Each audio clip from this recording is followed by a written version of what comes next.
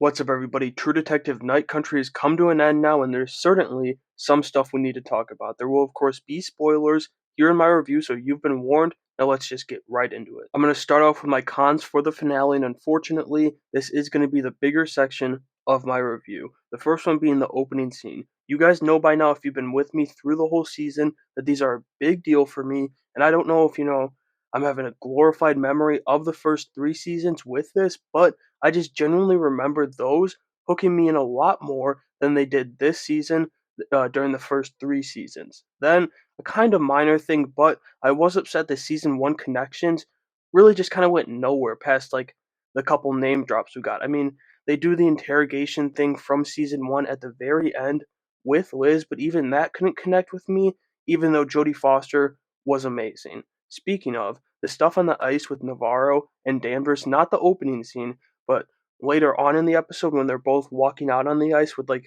the voices, it just didn't work for me either. I mean, I touched on it last week, I think, but I just don't have the emotional connection to these characters that I did for prior ones, especially Colin Farrell and Rachel McAdams characters, as well as Mahershala Ali's. But maybe my biggest gripe with the finale, and I guess, kind of put this on the whole season two, is the explanation for all the supernatural shit that went down this season. It's like semi-addressed that it's real, but all the cool stuff that was related to it, especially the murders in episode one, that really got me hooked on this idea of a supernatural True Detective season, were nowhere near as cool as it could have been, especially considering that's like what this whole season leaned on from episode one to the finale. And if you couldn't tell by now, I really just thought it was a weak finale overall, which does truly suck.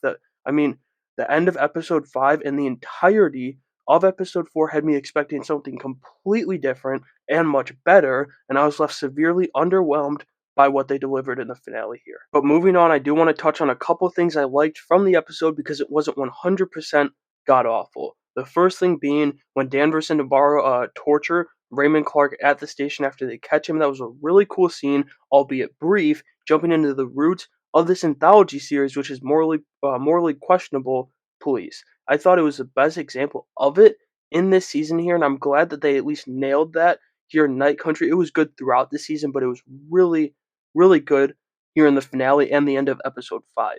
Then I want to give all the praise in the world to Jodie Foster. Even in the episodes where I was like, this isn't too great, too good, she was able to keep me at least semi-engaged with what was going on, and was also the only character I really cared for in the slightest in this rather emotionless season. Finally, I'm going to wrap it up with just some quick thoughts on the season as a whole and where it ranks amongst the other three seasons we've gotten. First thing is that Fiona Shaw was criminally underused in this season. I saw no reason she couldn't have been more of a mainstay throughout, and it's a damn shame she wasn't because all of her scenes are amongst the top scenes in this season. Then something I just kind of touched on, and that being it was pretty emotionless. It's not that they don't present you with things that should have invoked emotion or at least some emotion, rather that what's presented lacked depth for me and failed to crack me like the other three seasons did. I mean, I know I mentioned it, but I don't think anything will top what I felt during the season 2 finale when Colin Farrell dies and everything that follows that. But it's a shame that they couldn't capitalize on what they did present us in this season.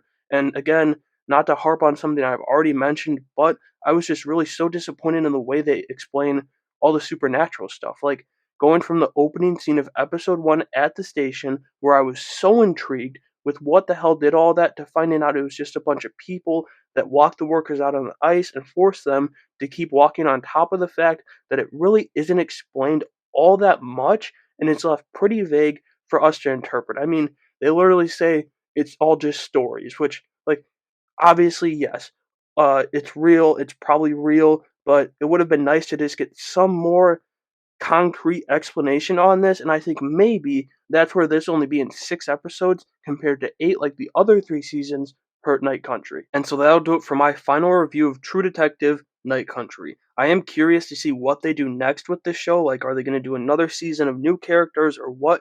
But this season did leave me rather disappointed, landing at the bottom of my list, which my rankings of the seasons do go 2, 1, 3, 4. I know everybody loves 1, but 2 just hit so much different for me personally, and I really do love it that much. But let me know what you thought of Night Country as a whole and the finale down in the comments below, and make sure you have a great day.